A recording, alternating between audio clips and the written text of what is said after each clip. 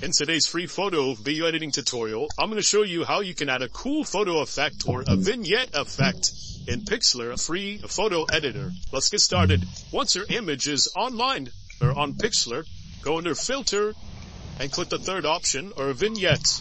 And this pops up, and if you move it to the right, you get that effect. If you move it to the left, you get that effect. So notice as I move it to the left, it turns white, and notice as I move it to the right, it gets dark or it turns black. Click Apply.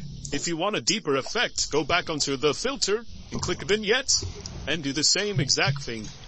And this is the before,